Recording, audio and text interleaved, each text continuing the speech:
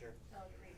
So again, Delegate Rome, it's a good question, and I think that they're actually both severable and they can move forward separately. I think what this would do is that if this incentivized more people to buy electric vehicles, then they would then be subject to the terms underneath HB 1414 as well as the additional registration fee. So I think that they are severable items that can be complementary because of the fact that we're addressing the revenue part there, and here we're trying to address the incentive part so that we can actually hopefully, I think as one of the witnesses spoke this morning, is that we're not even at 1% penetration right now as far as electric vehicles in Virginia. It might seem like a lot in a lot of different areas. And if I could just take a second, Delegate Austin, I mean, you bring up a really good point about kind of the range anxiety type of issue. And again, what the intent behind the study would do is it would make it up to the individual to make that decision, because you can buy for $50,000 a vehicle that will go 300 miles. But if that's not what you need, you could buy one that'll go 120 miles and you can commute to and from work. So it still might not satisfy the needs of where you're coming from, and then we have to make those choices. And I will say, as much as I would like to get an electric vehicle, I'm happy driving my 10-year-old vehicle until it stops working. Thank you, Delegate Reed. Is there anyone in the audience who's here to speak in favor of this bill? Come on in, if you want to line up kind of at the head of the table here, tell us who you are and about your support for this legislation. Madam Chairman, members of the committee, my name is Gary Greenwood. I'm with the Sierra Club. It's been a pleasure to work with Delegate Reed on this bill. And it's hard to follow him because he covers most of my points. But we are trying to make EVs accessible for a wide part of the population. I understand there's range anxiety, but there's a lot of people who drive 10 miles to work and would love to have a Nissan Leaf. We put a lot of ideas in that bill to cover used cars, which I think is unique in the country. We put in a plus up for people below a certain threshold. That is not unique. And what we're trying to do is clean up the air. You know, there's a study done which said that school kids actually are smarter if they don't have to sniff diesel fumes. So maybe that's true of air pollution in general. So clean air means healthier people, maybe smarter people, means a cleaner Chesapeake Bay. You know, they say about 1/3 of the pollution in the Chesapeake Bay comes out of the air. Thank you. Thank you for your testimony. Appreciate you being here. Chairman, delegates. My name is Jeffrey Jacobs. I'm from Herndon, Virginia, and I've been driving electric cars for about 10 years. I've put about 180,000 miles on electric cars, all charged by electricity. I've been down from Herndon, where I live, to Richmond many times in my Nissan Leaf. That is a hard thing to do, I will admit, because you have to quick charge, but all it adds is about a half an hour or so to your normal 2-hour drive. What I want to say is I want to thank Delegate Reed for this bill, because one thing that, as I have many friends in Maryland, and they have a tax credit very similar to this, or a tax rebate I should say, very similar to this, but they only cover new cars. And what the innovation that Delegate Reed brings to this bill is to say that used cars and low-income cars are covered. And what I will say also is that Virginia has some of the best universities in the country. And when you get a university student on a university salary getting their first car, they're almost certainly going to buy a used car. If they get that used car and it is an electric car, they're likely buying the first electric car in a long chain of electric cars throughout their lifetime. This is why I think we should support this bill. Thank you. Thank you for being here. Good afternoon, I guess it's good evening. It happens quickly here.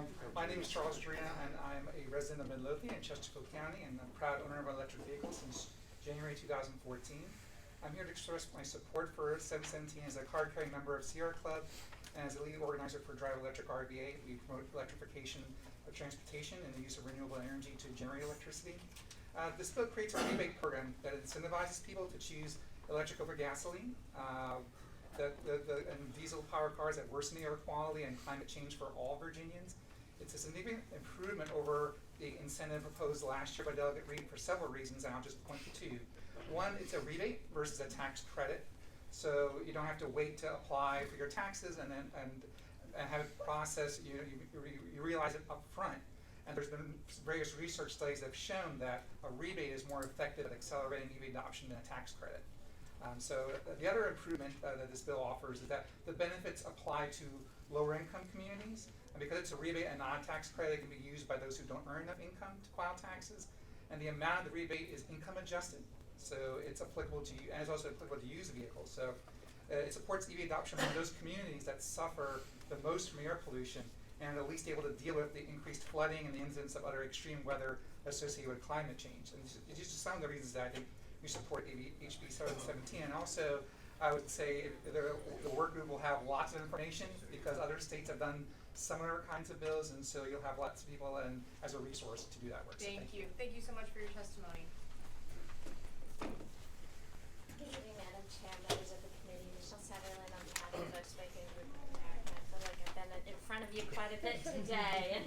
And it's not often that I get to align with the Sierra Club as an auto manufacturer, so this is an unusual evening. But I just want to make 2 points and clarify that the substitute that you have before us is not a rebate bill. This is to look at the issue of rebates and to look at all of the mechanisms and whether this is something that Virginia wants to go forward.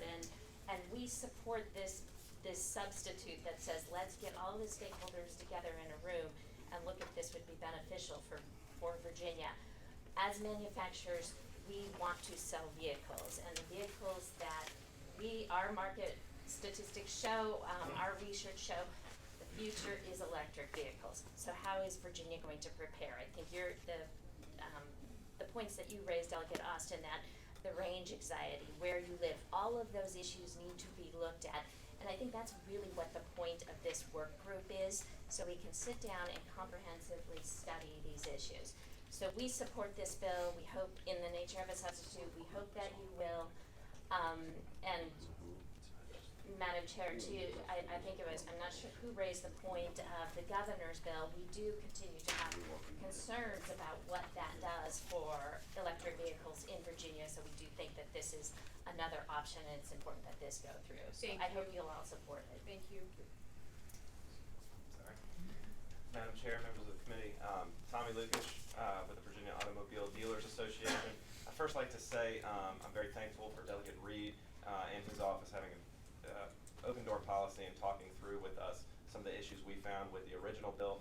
Our association is very much in favor of electric vehicles and electric vehicle incentives.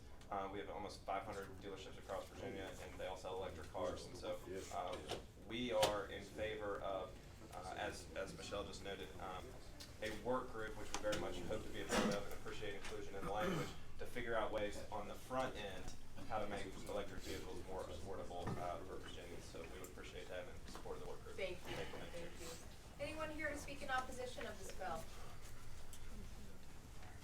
Madam Chairman, members of the subcommittee, my name is Miles Morin with the Virginia Petroleum Council. We're a state office of the American Petroleum Institute. And I want to preface my comments that we're not opposed to electric vehicles. We think that they have a rightful place on the road alongside internal combustion vehicles. But we are opposed to any sort of handouts or rebates that would give them a leg up, as Delegate Austin has said, compared to people who want to buy an internal combustion engine vehicle. And we support a level playing field for all of the actors on the road. So I'll concentrate my comments on this. In August of 2018, researchers at Morgan State University and HBCU published a study of electric vehicles, electric vehicle ownership and usage in Maryland, which was mentioned previously by the gentleman. This was in partnership with the Mid-Atlantic Transportation Sustainability Center at UVA. Both are highly credible, reputable, and objective institutions. The study raises serious concerns about the social equity of EV electric vehicle rebates and subsidies, and I encourage you to look it up even now online. This is a direct quote from the head researcher. We found that EV owners are white, male, well-educated, affluent, older, urban, suburban-oriented, and environmentally conscious, and they charge their cars at home. In essence, government at state and federal levels has been subsidizing mostly affluent households to purchase new EVs, which opens a huge equity issue. The specific findings were that 75% of EV owners are male and tend to be much older than owners of conventional vehicles. 87% have a bachelor's degree or greater. 81% earn over $100,000 per year. 85% are white. 91% had at least 2 cars in their household, and 45% had 3 or more. The study also examines the reasons EV owners purchased an EV, and by far the greatest was environmental concern, followed by reducing oil dependence and the relative price of electricity versus gasoline for fueling that vehicle. The price of the vehicle was not a top concern. So you might be thinking, this rebate will help solve these equity issues. And this is not so. Before the study conducted by Morgan State in Maryland, EVs were already heavily incentivized in the state of Maryland. They had the federal tax credit of $7,500. They had a state excise tax credit of up to $3,000, and a rebate of $700 for individuals, and access to HOV lanes. So I'm adding that up, that's over $11,000 in incentives for vehicle owners in Maryland to get an electric vehicle. And Morgan State found that after all those incentives, only 6.4% of EV owners made less than $75,000 a year, less than 15% of EV owners were minorities, and only 25% were female. Our northern neighbors' experience shows plainly that this subsidy of, it was 1.5 million, is it now 10 million a year? Am I Right now. proposed? So that subsidy of 10 million plus per year in taxpayer money would be enjoyed by overwhelmingly wealthy, educated white men who would have bought an electric vehicle anyway. Now, if you're not about ready to wrap up, I'm just gonna give you about a 20-second warning, because I know Oh, we've that's got a fine. few other bills to. Yeah, 1 hear sentence tonight. left. A vote against this bill is not a vote against electric vehicles or against environmental progress. It is an endorsement of taking a more fully considered and equitable approach to transportation emission reductions, and we hope you will look unfavorably upon the bill. Thank you. Thank you for your testimony. All right, any other questions or comments from the committee to the patron? Delegate Rome. Speaking to the bill. Delegate. Thank you, Madam Chair. Madam Chair, this is a working group, and because of that, because what Delegate Reed's essentially trying to do here is to study and figure out the issue as opposed to immediately issuing the rebates and everything. I think based on the testimony that we were hearing from the first group of people who are supporting it, everything, we're talking about the idea of when could this happen, right? And we're trying to basically put together a group that says, like, okay, what would be best practices for doing this? What would be the best timeline? What would be the best way to go about it? And so I don't see any harm in terms of, basically the reporting the bill. Madam Chair, motion. Delegate Markey. Move support. Second. Move to report with, now Delegate with Reed, substitute. this is a work group, but it still has fiscal impact, is that correct? Do you think it needs to go to appropriations in the substitute form? It has a minimal fiscal impact now because it's not actually identifying a specific amount of money. That was as it used, okay. So we don't currently have a letter from the speaker. What we can do is move to report, and then if we have clarification before we get to full, we can then modify if it reports out favorably, then we can modify the motion in full to report to appropriations. So I think the motion before us now is to report. Is there a second? Report substitute. Report the substitute. Motion to report the substitute. Is there a second? Second. Okay. No, somebody else did. Delegate Collins, did you I'm want to sorry, I speak to came the in, motion? I came in the middle. Can I ask you a question since I walked in Delegate the middle of Collins, this whole thing? please. With this, my apologies for being late. As you know, I was also in the same committee you were. Understood, yeah. The question I have is, I know with the speaker's omnibus transportation bill, we're cutting all of this. So is this part of, not of, in addition to? So Delegate Reed, do you want to summarize what the substitute does, and I know we heard Yes, so how this yeah. goes in, has the potential to go in companion to the I'm omnibus sorry. bill. No, I know. I'm not sure if you saw the substitute, Delegate Collins. It's a work group now, Delegate Collins. So now we're making a work group. Yes. To Okay. study the issue and determine if it's With a. no known fiscal impact. Okay. To get all of the stakeholders together because you missed I like my working. You missed my fantastic earlier part of the presentation, that this turned out to be much more complicated to do in the short time that we're here as citizen legislators, and all of the stakeholders have agreed to work together between now and the end of. So we did have, to be fair, we did have one opposition, speaking opposition, but Yes. we are moving forward with the work group, which is the substitute, so. Yes. Okay, so we have a motion before us. Clerk will open the roll.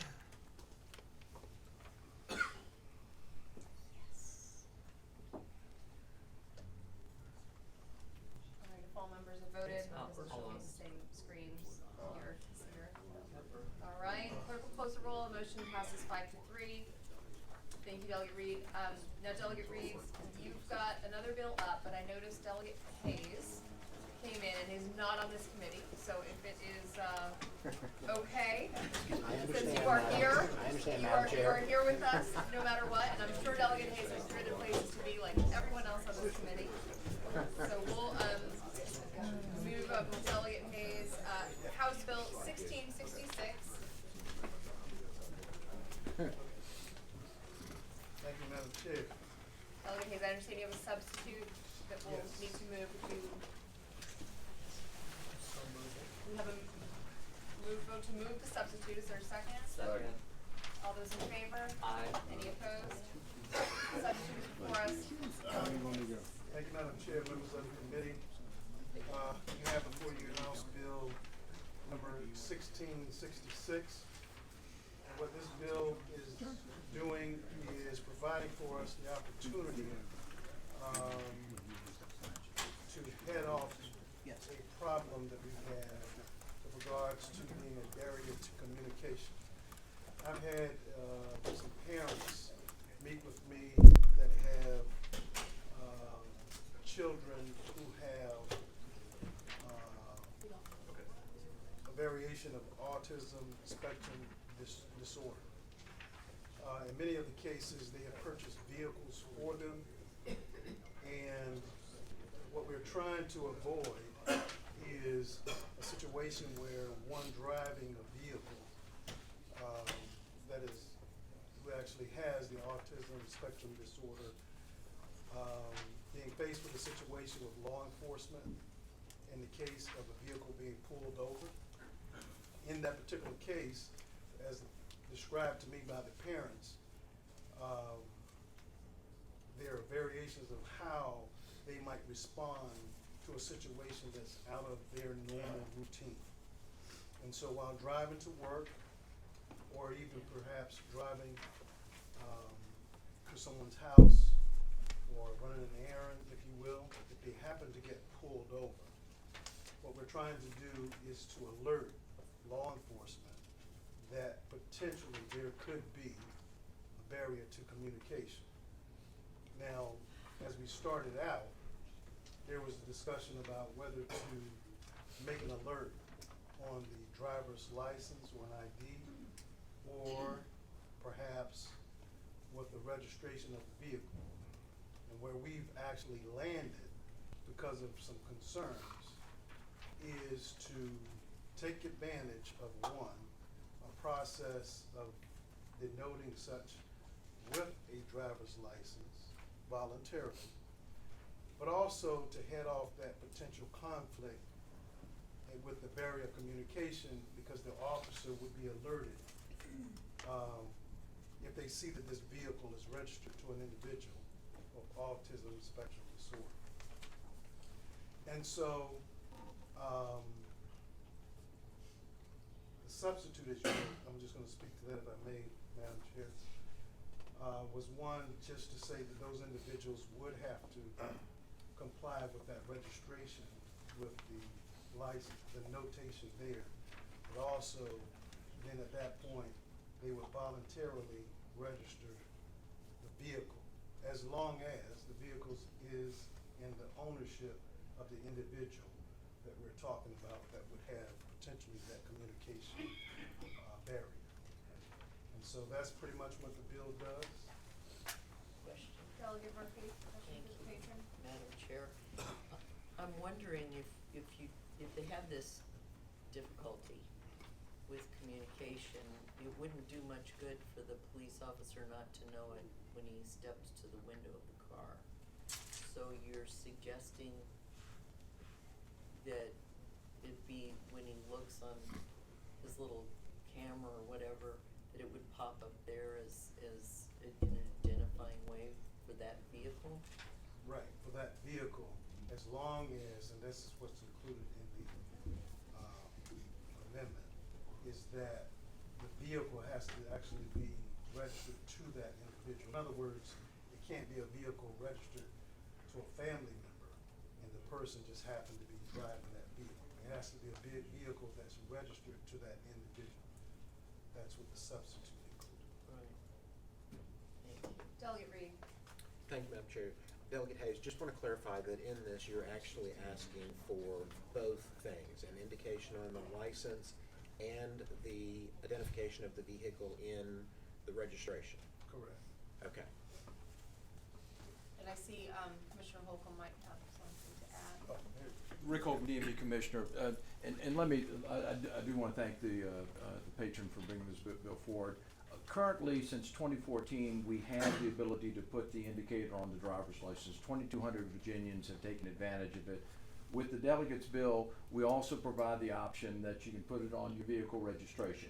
And the bill does two things. It says for any new applicant, yes, they will get both choices, but it also allows us to alert those 2,200 Virginians that have it on the driver's license that you now have the option to add it to the registration. The administration has no position on this wonderful bill, but I do thank the patron for allowing us to extend. Thank you. Commissioner Holcomb. Well worded. Any other questions from the committee to the patron before we take public comment? All right, then we'll move on to public comment. Anyone here to speak in favor of the bill? Yes, ma'am, in Okay. favor. Madam Chair, I'm Wayne Huggins with the State Police Association, and Delegate Hayes and I had a very long conversation about this bill when it was in the development process. And I'm not gonna relay the incident to you unless you all wanna know it, but when I was a state trooper, I actually had an incident back in the 70s involving a person who turned out to be severely autistic. None of this information or technology existed, obviously, at that time. I was able to, with the help of this person's mother, resolve this situation peacefully without incident. But it pointed out to me when he was talking about this issue, it resonated because of my own personal experience. I think it's a great idea. I think the delegate is to be applauded, and I think the bill is to be supported. Thank you. Thank you for your testimony. Is there anyone else that's here to speak in favor of this bill? Is there anyone in the audience that opposes this bill? Madam Chair, I move the substitute. All right, we have a motion for the substitute to be moved. Any second? All right, moved and seconded. The clerk will open the roll. It's a great bill. Even though the administration has no comment. On how wonderful this great bill is. No, on the wonderful bill. All right, clerk will close the roll as the bill reports out 8-0. Thank you, Delegate. Thank you, Madam Chair, members of the committee. Okay, Delegate Reed, you're almost up. One quick administrative item.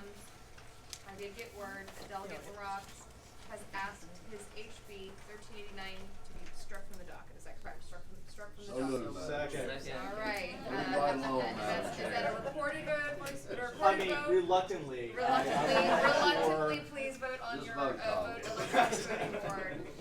All right, Delegate LaRock's bill has been struck from the docket. Okay, Delegate Reed, HB 779. Okay, thank you, Madam Chair. I believe that we have one line amendment, is that correct, Council? Madam Chair, we have a substitute that we need to then adopt the line amendment. Okay, so let's get the substitute before us.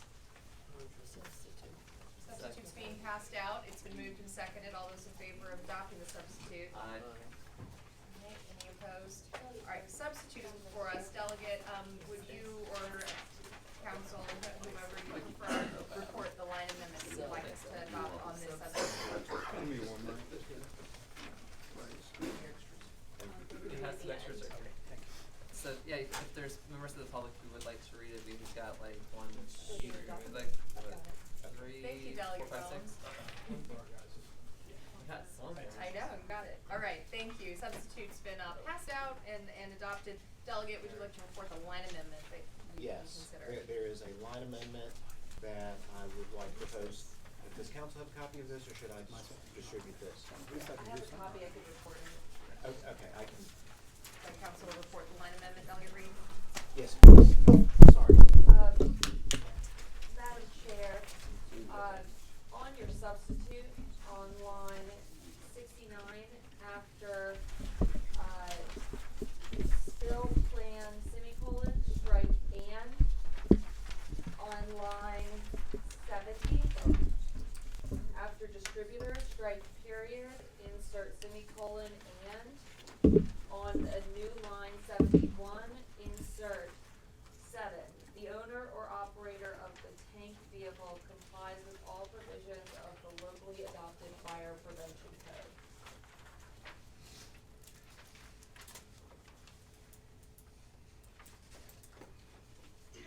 Madam Chair, Delegate.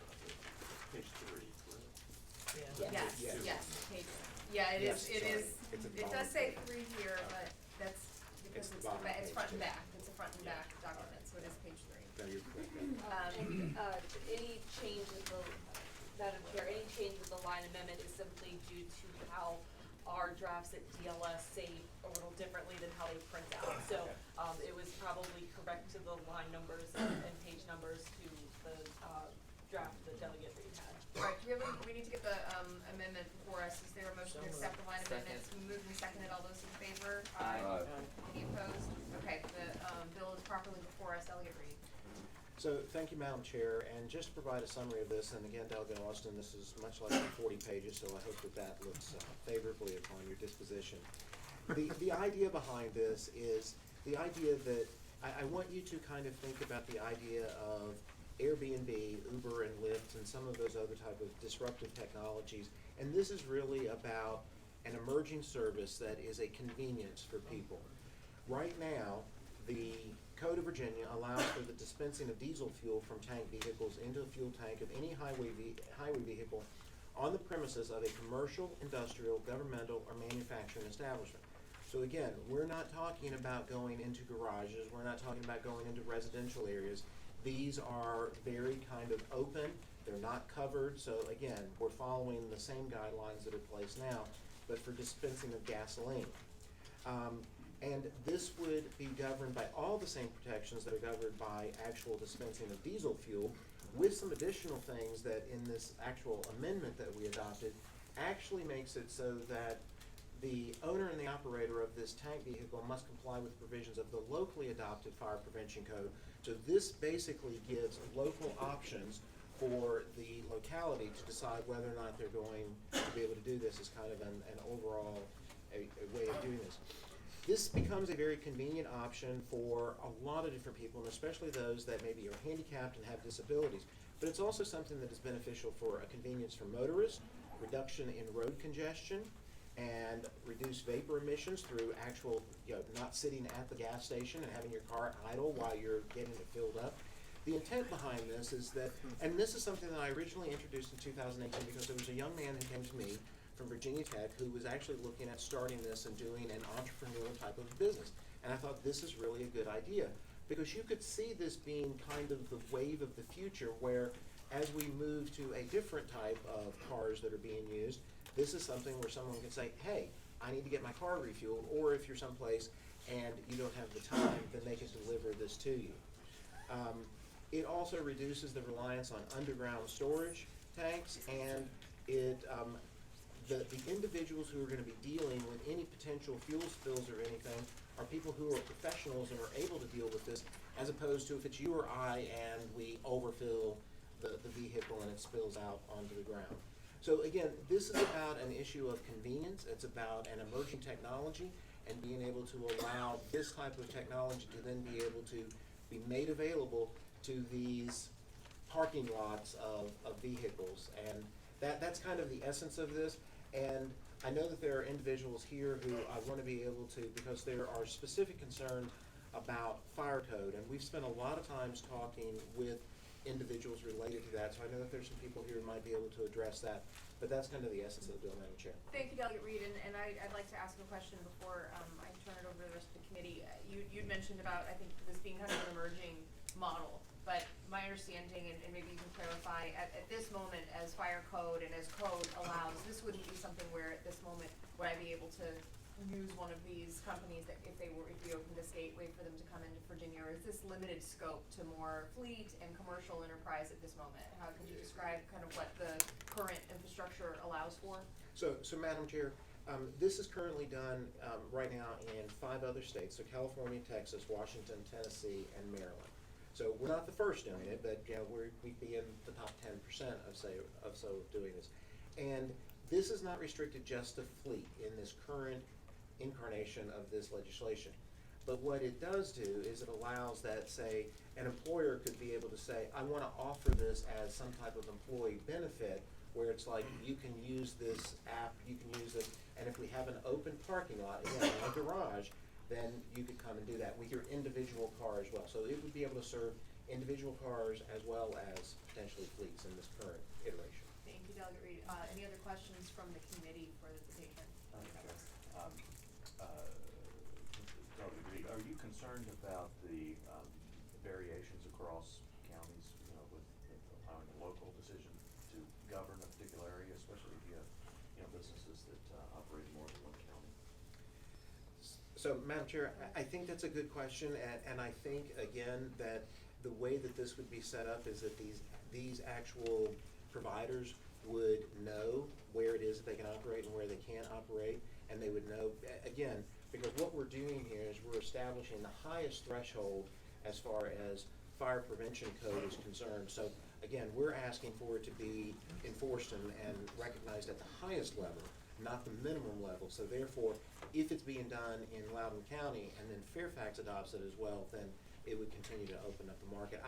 I don't think, and I think I understand what the delegate's talking about, I don't think that we're creating a patchwork, because these are reputable businesses that are not going to jeopardize their business by serving a county that they should not be serving a county in. Questions for the patron? All right, anyone here to speak in favor of this bill? Yes. Madam Chair, members of the subcommittee, Patrick Cushing with Williams Mullen. I represent Booster Fuels, which is one of many companies that offer this for gasoline. There are already, I think, 6 to 12 licensed diesel refuelers in the state. Let me talk a little bit about why we're here today and point to some of the operational language in the bill.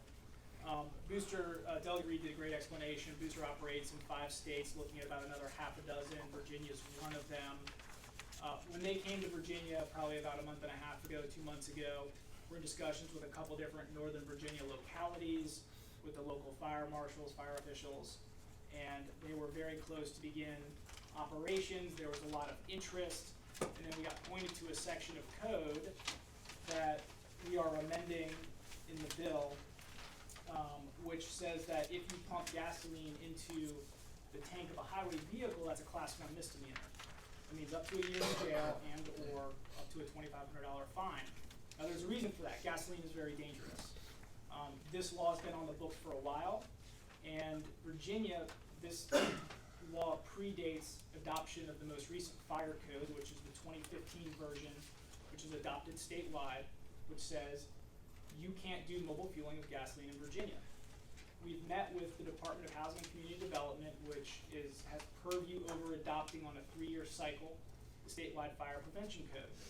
Their comments to us have been, we are skeptical of approving something in the fire code if the Commonwealth thinks it's a Class 1 misdemeanor. So we have a little bit of a chicken and the egg problem, because the most recent fire code that's under an adoption cycle right now, the 2018 Fire Prevention Code, has provisions in it that are very detailed for mobile fueling that involve spill response, safety, training for employees, and most importantly, the specific site locations that can and can't be used for mobile fueling. We are advocating for the adoption of these 2018 amendments on a statewide basis. That adoption cycle starts in earnest this spring. So we are in the position of having this situation where we cannot fully advocate for statewide adoption if it's also a Class 1 misdemeanor. To help solve some of this chicken and the egg problem, with this bill and the line amendment that talks about no fueling operation being allowed unless it's approved by the local fire code, if this committee acts on this bill and the General Assembly passes and the governor signs this bill, it would remove the Class 1 misdemeanor. We would continue on our track to get the 2018 mobile fueling provisions, which have been adopted in many states, approved in Virginia. If for some reason we are unsuccessful at that, the provisions of the statewide fire prevention code, section 27-97, authorize localities to go above and beyond the statewide fire code. Many localities choose to adopt the statewide fire code by reference, but they still have the ability to go in and adopt more stringent provisions, which we hope that they would, and we would be then on a locality by locality basis to seek approval, not just jumping into a locality. We are not asking for any special exceptions, and in fact, I've got Irene Caloris with Booster Fuels that I'm going to leave a few minutes for her to just talk a little bit about Booster specifically. But the idea is we approach a locality, and if they want it, they can adopt these provisions above and beyond the floor that the state sets. The 2018 provisions, as I mentioned, we would be advocating that they be adopted in whole, and our operations for Booster comply with those. And Mr. Green, you mentioned that there's already provision in Virginia code to allow for diesel refueling. So similar operation for diesel is already allowed. Is that Yes, hearing so, correctly? yeah, and so just to point to that, the framework is set. DMV licensed diesel refuelers for purposes of tax collection in some instances. But to make it, important thing to remember is if there is any violation of collecting tax, that's a Class 1 misdemeanor, up to a year in jail. If there's any violation of the fire code that exists as adopted in the locality, that's a Class 1 misdemeanor. So all of the protections that exist in the code for diesel would also apply to gasoline. So we're just looking for parity. Thank you. Anyone else here to speak in favor of the bill? Good evening, Madam Chair and members of the committee. My name is Irene Caloris, and I'm the Manager of Policy at Booster Fuels. Really appreciate the opportunity to speak to you guys tonight. I will try to keep it as brief as possible. Thank you. We appreciate that. Booster currently operates as stated in 5 states and over 50 localities. When we come into a new state, we begin our engagement with local regulatory officials because we want to build a partnership here. We are not looking to come in and bulldoze anything. We've already begun this relationship building in the Commonwealth already. Additionally, we're speaking with 6 more states regarding expansion, and thus far Virginia is the only state we've encountered that has this prohibition where mobile fueling is a criminal misdemeanor. A little bit of background on Booster: we have 2 different models of business. One is the consumer model and one is fleet. The consumer model is, as we were talking about earlier, which is you go to work after we've contracted with the employer or the property owner to ensure we can properly come on site. That the employer would come into the office, open their app, request a boost, pop open their gas tank door cover, lock the rest of their car, go to work, and by the end of the day they have a full tank of gas and potentially their tires inflated as well as their windshield cleaned. And this is all for the same cost as the average of the 5 nearest gas stations. There's no membership fee, so everybody can use it. From our fleet model, it's the same as a traditional diesel fuelers. And our industries that we work with range from construction, building, even ambulances and other emergency services to municipalities. We work with the city of Oakland, the city of Irvine, the city of Sunnyvale, and we're even fueling our first fire department in San Mateo. So fire there has gotten on board where we're fueling their fire trucks. In addition to this, there's 3 environmental benefits to mobile fueling. As stated, less spills from emissions because we use trained service professionals who are employees and have equity in the company. They're not contractors. And from this, we use drip pads, spill pads, and we don't top off. And that's where a ton of emissions do come from, is people trying to round up, which I used to do because that's what I was taught by my family. And there's no underground storage reliance, as well as there's a decrease in vehicle miles traveled because it's less vehicles on the road, as well as helping with road congestion and road maintenance. In addition to this, we believe mobile fueling is more than just a convenience or monetary savings, even though local employers and fleets are clamoring for this. It's really about helping the community, especially the local and elderly population, as we have endorsements from such groups as the United Spinal Association and the Muscular Dystrophy Association. So for these reasons, we hope you support, and thank you for your time. Thank you. Is there anyone else here to speak in favor? All right. Those opposed to the bill? Madam Chair, members of the committee, my name is Keith Johnson. My full-time job is fire chief in Loudoun County. However, I'm not here to talk from Loudoun County. Loudoun has not taken a position on the bill yet. But I'm here to talk in reference to I'm representing the Virginia Fire Chiefs Association. As a matter of disclosure, I am a member of the Board of Housing and Community Development that promulgates the fire and building code as well. I'm here to talk about convenience versus safety, and obviously my aspect is from the safety standpoint. The practice of mobile fueling involving gasoline is currently prohibited, as you heard, in the Virginia Statewide Fire Prevention Code. That's currently prohibited in the 2015 code.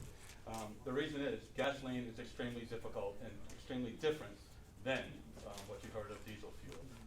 I know all of you fill your cars up every single day with gasoline, and many of you have dealt with diesel fuel. There's a drastic difference between the two, and what we call that is a flash point.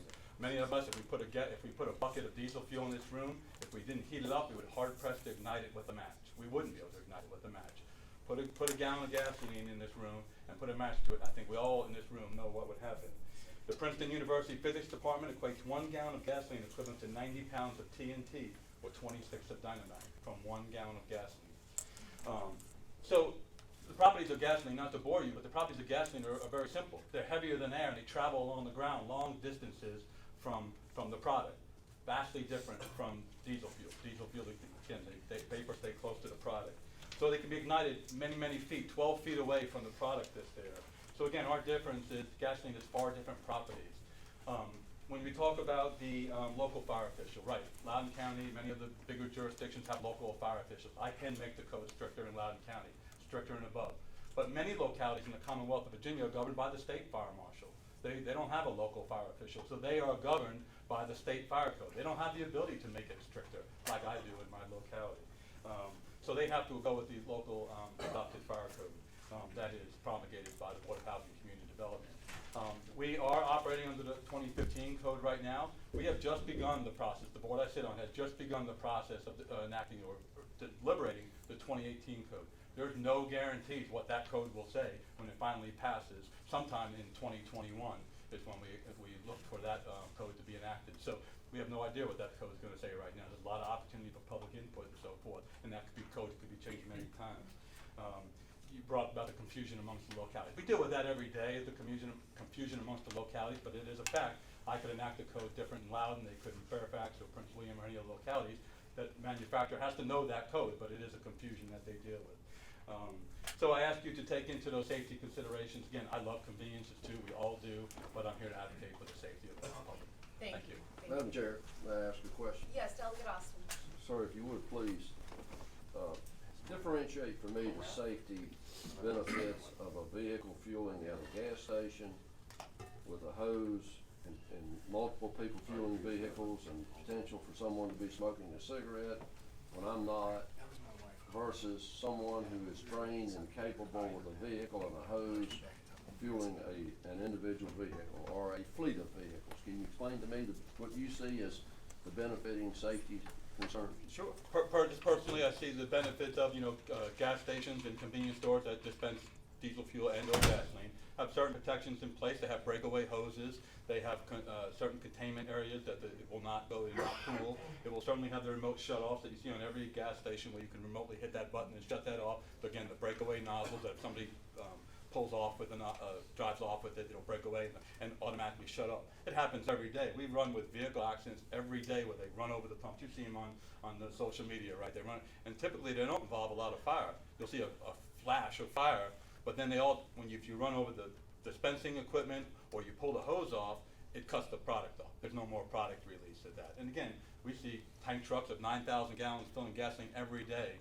They have the vapor recovery system. We heard from the vapor recovery, topping off tanks. I think most all of us know that when we go to a gas station nowadays, we have to hold that nozzle in there to enact that vapor recovery. And that was a big change many years ago. We didn't have that many ago. You used to set it, go back in your car and walk away, and what happened? The gasoline went on the ground. Today, we have that system where that's not in place. You actually have to hold the nozzle down to enact that vapor recovery. Madam Chair, may I? Would you not think that this truck would not have a vapor recovery on it also? I have no idea. I don't know. But if it did, would that alleviate some of your concerns there? I think there, you know, there could be opportunities, but again, not knowing what the code said, to me, it's way too early to know what it is. I have a real concern differentiating the safety aspects when you have individuals who have things on their mind and preoccupied fueling vehicles at a gas station versus an individual who's trained to fuel a vehicle from a truck before that gasoline is being dispensed. So, and let me ask you this, sir, Madam Chair,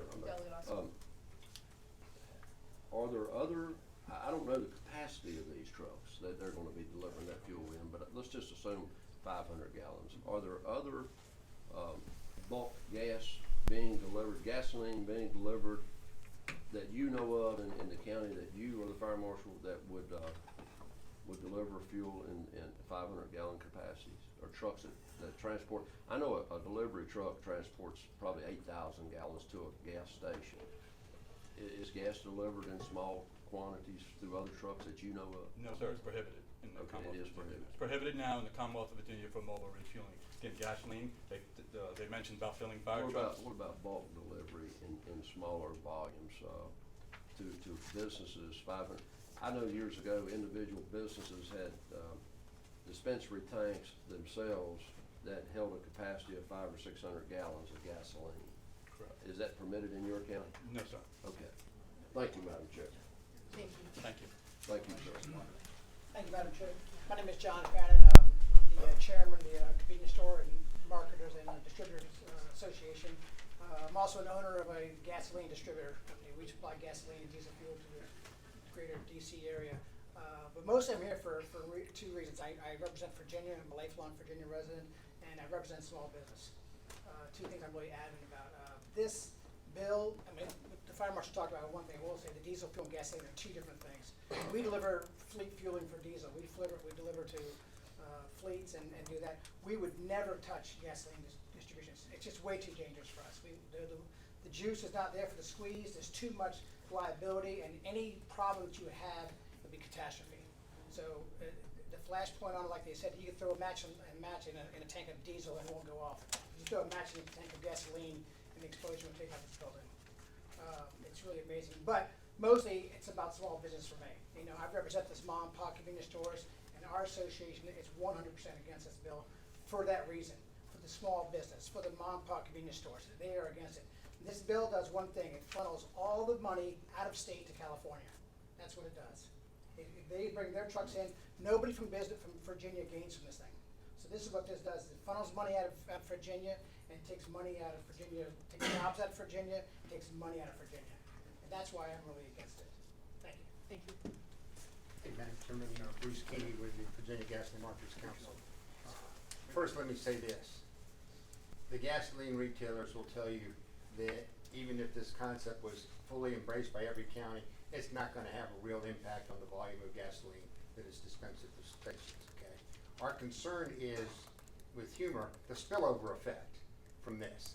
First concern is, it's my understanding that while Booster may be a great company, this legislation is not limited to Booster. We don't know who's going to be involved. We don't know whether or not it is a 500 or somebody throws a pickup truck with a rubberized plastic container that may or may not meet certain containers, but though they meet other things. Our real concern is this, and when I say spillover, in the gasoline retail business, what you find is when there are mistakes that occur in the industry, and it may be one or two bad people, okay, it affects everybody and they bear the burden. I will tell you that every gas station has shut-off valves, all the things I won't reiterate that the chief did, but let me point out to you that as an example, if you go look at the Booster video promoting the product and how they function, you will see an attendant using a gas rag holding over the nozzle of the gasoline nozzle when he's filling up gas and holding it as he's going to the next vehicle. I doubt anybody would agree, one, that it's safe to turn around and have a rag full of gasoline going from one to the other, and then you have the question of what do you do with that in the gas? Do you throw it away? Who knows? The concern is that you don't know who and when they're going to be. From a locality standpoint, the state standpoint, there's also concern if you understand the detailed, complex situation of how you get your motor fuel taxes to fund roads. Okay? The concern is how are you able, it's right for small independent businesses doing this to get a load of gas, perhaps with no detergents in it, from Maryland, North Carolina, and come it up. And I'm not saying they would do it, but you have the risk that they don't pay the gallons tax to Virginia that goes into motor fuel. You also have the real issue that perhaps somebody just mentioned about California, is every locality has a BPOL, gross receipts tax, that's paid at the pump on the gross receipts. If you've got this going on in Fairfax, where the corporate headquarters are, how do you know how many gallons are going to be in Alexandria, Winchester, Chatham, wherever it may be? Those are the real principal concerns that we have. We do have a lot of environmental concerns in that most likely for it to be profitable, you're going to find this in the urban areas, concrete pads, parking lots, and when you figure somebody going from gas to gas to gas, you're going to get spills, and at some point in time, you're going to see that running off going into the Potomac River in the bay, and that's an environmental concern on top of everything else. For those reasons we oppose. Thank you very much. Madam Speaker and members of the committee, my name is Bonnie Atwood. I'm here representing two fire groups, the Virginia Fire Prevention Association and the Volunteer Firefighters of Virginia. Both groups are adamantly opposed to the bill. We recognize the convenience. We don't think it's worth the risk. It's dangerous. Diesel can be so much safer than gasoline. To make the leap from diesel to gasoline is a giant step toward danger, and the bill effectively does not, it lessens the prevention regulations and adds to risk. I don't want to repeat everything my other speakers said, but we agree with everything that they have said. We are opposed to the bill based on safety. Thank you. Good evening, Madam Chair and members of the committee. Before I begin, please excuse me for my voice. Crazy weekend with the family. It's all coming our way. It's only a matter of time. My name is Kunal Kumar, and I am a small business owner. I, unlike some of the other gentlemen spoke, own gas stations. And my family started with one gas station in 2010.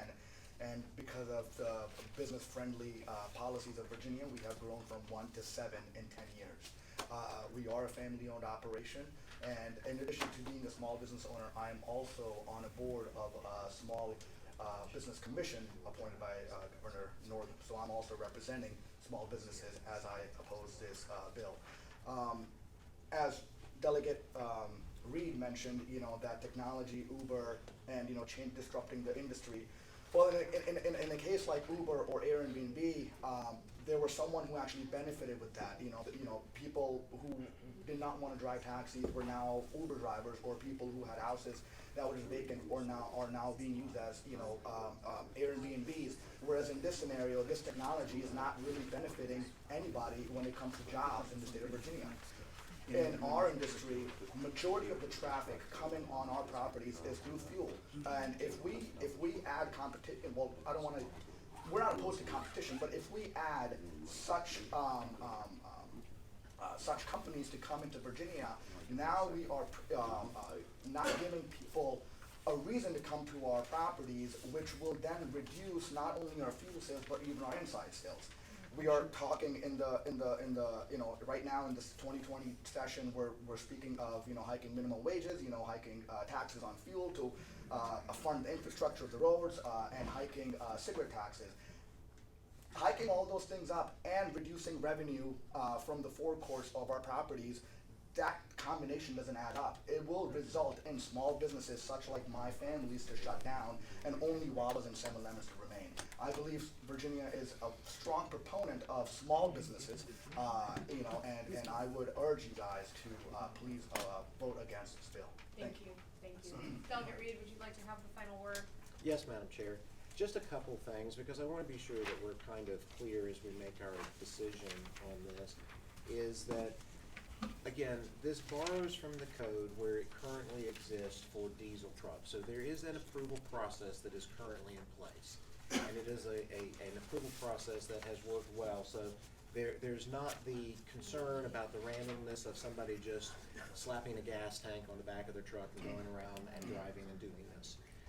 The other thing is, and I think really Delegate Austin really hit on it when I was waiting for the chief to finish up, is that from a safety standpoint of view, when we actually have, if you have a gas station and you have 10 or 12 people there fueling at one time and they are potentially smoking or using their cell phone or they've left the car running and all of those other things, I think it becomes, I mean, the gas is still the gas and it will still act the same way whether you're there and you've got 10 or 12 people doing things that could potentially ignite it, as opposed to if you have someone who is a professionally trained individual who is going to a parking lot and doing this one car at a time and making sure that you're not having, that person is not smoking, not using their cell phone and all of those other things. So I think that the concern about the safety versus what's going on at the gas station versus what's going on at this is maybe a little bit overplayed. The other thing is that I know from having talked with these individuals before, their trucks also have auto shut off. There's no one, because the car is actually stationary, there's no one who's driving off from the vehicle and breaking a hose or anything like that. So all of those things are not things that are going to happen under this particular scenario.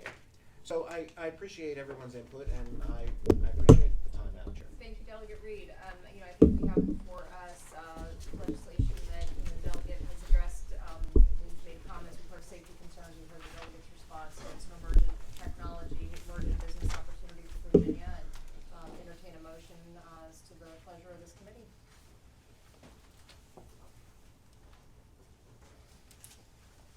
Madam Chair, I'll move to lay the bill on the table. Second. All right, it's been moved and seconded. Clerk will open the roll.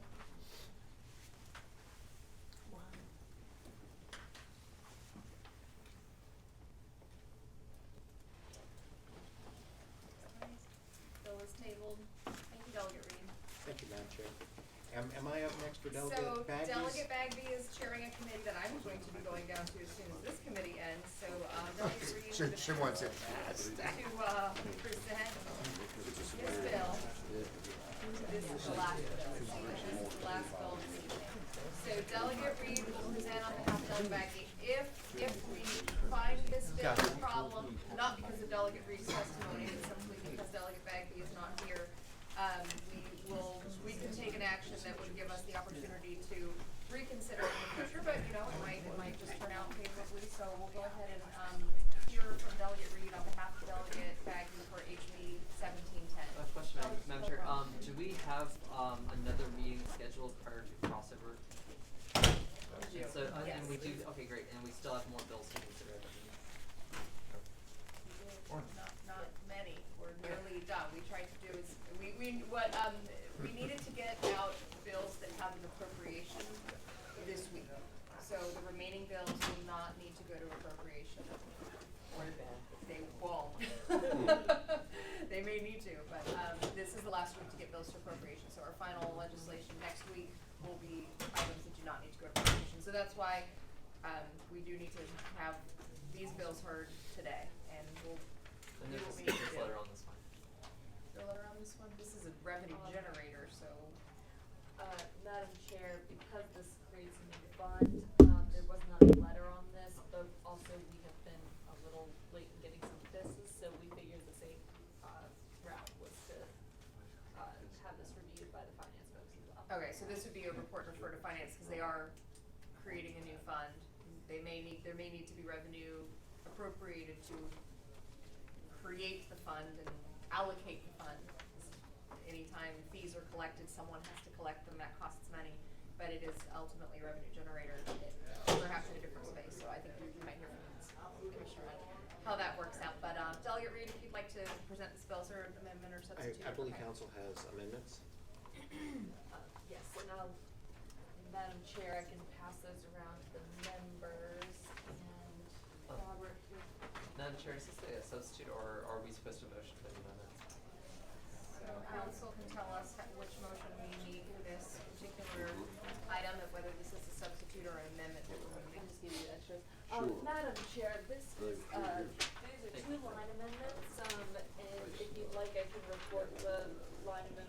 Yes, sir. Or, please go ahead, council. All right, the line amendments, there are two on line 135, the introduced bill after 12 period, strike all funds, insert an amount equal to 1.4% of the fees collected from the additional annual fee shall be paid into the state treasury and set aside as a special fund to be used to meet the expenses of the department, the remaining funds. On line 272 of the introduced bill, after 12 period, strike all funds and insert that same language. Is there a motion to adopt the amendment? So moved. Second. It's moved and seconded, all those in favor? Aye. Any opposed? All right, the amendment is now before us. Delegate Reed. Yes, thank you, Madam Chair. So this is an increase in the vehicle registration fees to basically do public safety trust fund. It increases the additional vehicle registration fee to be deposited into the public safety trust fund. The additional registration fee would be $1.25 per year, beginning on July the 1st, 2020. The bill will impose this additional vehicle registration fee, and the revenues in this fund will be used to allow Virginia State Police to address staffing, retention, and pay compression issues at the department. In the current fiscal year, there are 315 sworn officers and 113 civilian employees are eligible for retirement. These retirements put the agency on pace to exceed 500 vacancies for sworn officer positions statewide. In the 2020-2021 fiscal year, 341 sworn officers and 137 civilian employees are then eligible for retirement as well.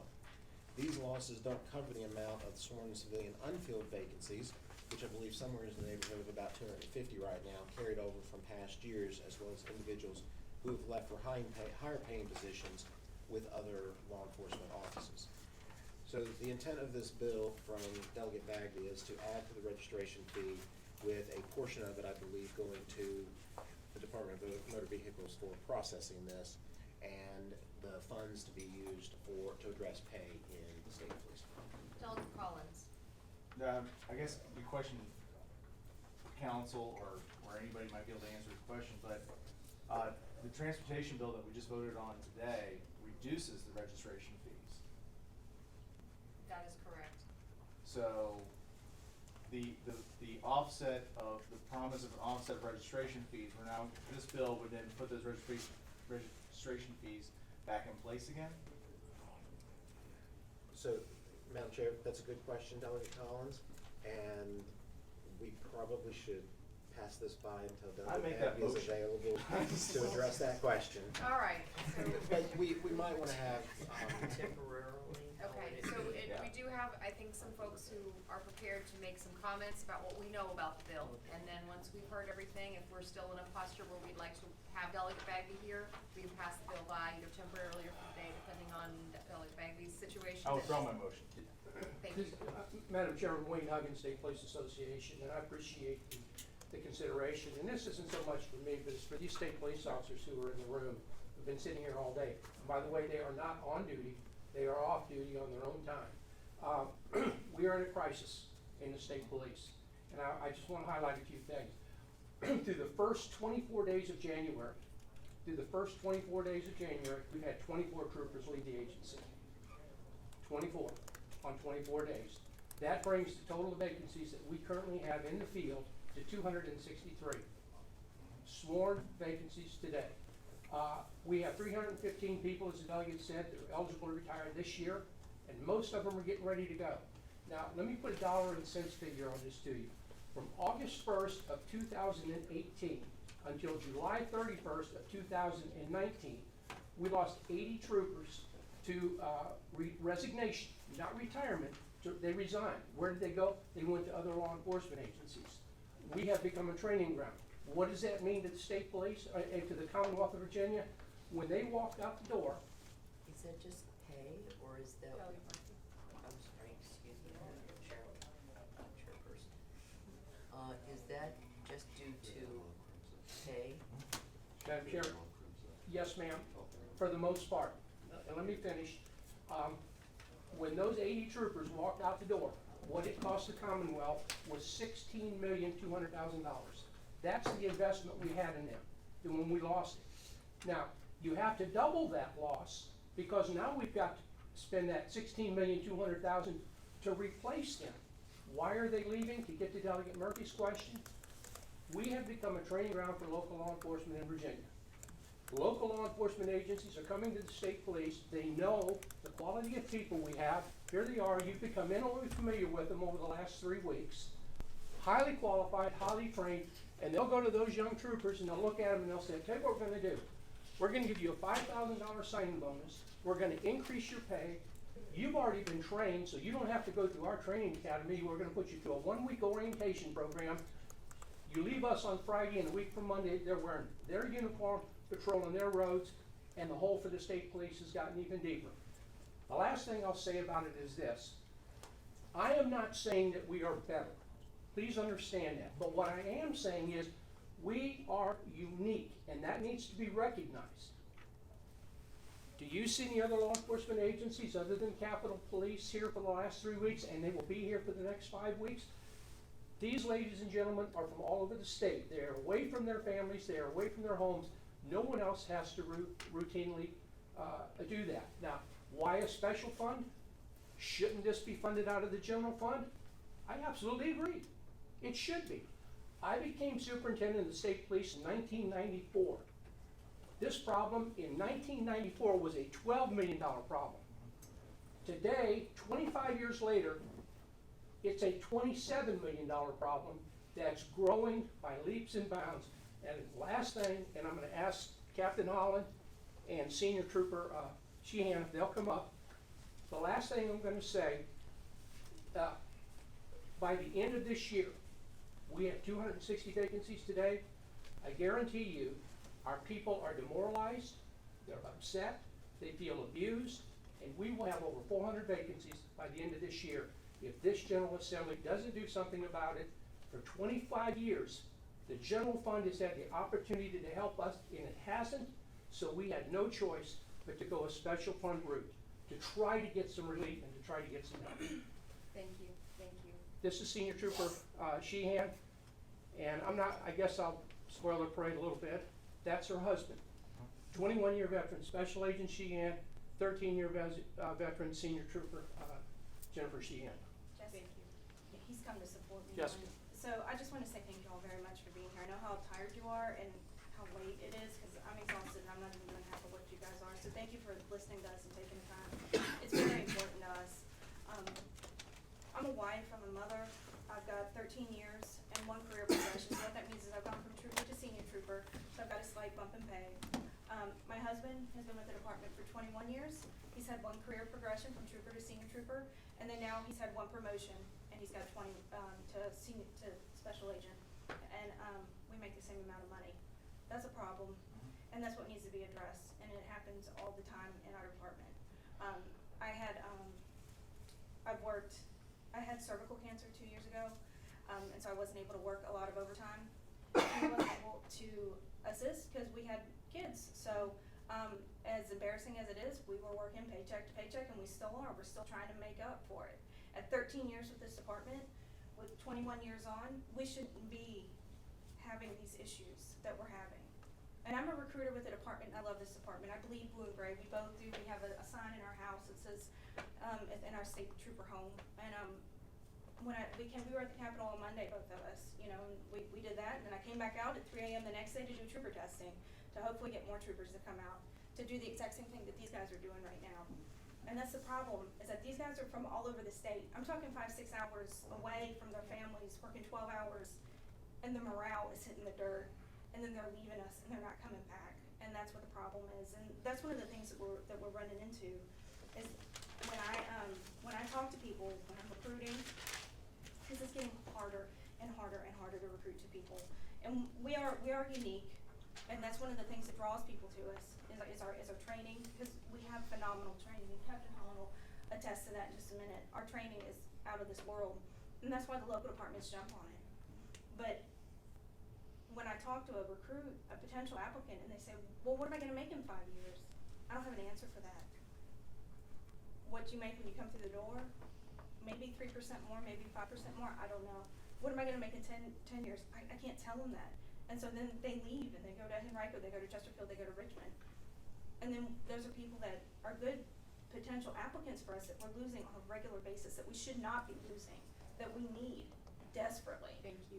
Thank Appreciate your testimony. Madam Chairman, can I ask Colonel Higgins a question? Yes, please. Did the governor include a raise in the budget for y'all this year, for the state police this year? No, he did not. There was no raise included? No. Madam Chair, you ready for a motion? Madam Chair, I'll move the report. Second. Madam Chair, may I speak to the motion? Thank you, Madam Chair. Because this does not have a speaker's letter on it, we can, I think we are within our reach to move this into full committee, and we do not want this to, die before crossing. Right. Obviously. So if we move it to full committee, we can reconsider whether it needs to be, motioned into finance. And so what I would recommend that we do is report without the referral. We can make that decision in full. So Yep. we do have a motion, so I knew we had one other person who I think wanted to have their moment to speak on the And I bill. I think you can see where we're going here, but, we're looking favorably on this bill, but I don't wanna take away your opportunity to speak. He deserves that. No, we wanna We hear wanna what hear you from you. have to say. I will skip around and try to be brief, because I know it's almost 8 o'clock. But, Madam Chair and members, just thank you so much and good evening, and I'm Robbie Holland. I've been with the department for over 20 years. My dad worked with the department for 48 years. Second generation, I'm currently a captain, and I'm the director of training for the agency. In my 20 years, I've worked with some dedicated men and women, but over the last 5 years, we've seen this trend coming, and over the last 2 years, it's just been an exponential increase, and it's not just a pay raise that we're looking for. We are somewhat competitive at the starting pay, but it stops there. It's primarily dealing with pay ladder freezes and pay compression. We're losing those people that are after the 2-3 year mark, up to the 15-year mark, because they want to make more money. The only way to make more money is to get promoted. If you get promoted, then you're stuck in your pay scale, and then you have pay compression. An example is exactly right here. We have an agent that goes around working specialized type of crimes, and we have a trooper, and they're making the same amount of money, and that is almost universal. At the academy, just myself, I'm the training director. I have 2 assistant directors, both make more than me. I have 4 first sergeants, 3 of them make more than me. Multiple of the sergeants make more than me, and it's 3 pay down. And it's dealing with people that have less responsibility, demands, and stress, and that's widespread without the agency. In essence, the longer you've been on, the more you get locked into your pay ladder, and if you get promoted, you get compressed. And these issues have compounded to where in 2016 we had about 100 vacancies, and over the last 3 years, it's gone from 100 to 262. It was said by Colonel Huggins, and primarily it's not just resignations; it's people leaving the department because of the compression issues that we're experiencing, and we're set to hit over 400 this year, which is a 33% vacancy rate. It's just devastating and killing the agency. So I appreciate y'all hearing us out. I have in the notes, but I'm gonna stop there and just thank y'all for your attention. Thank you. I saw Delegate Reed and then Delegate Collins, and I think we're about to pass this bill. And Delegate Adams.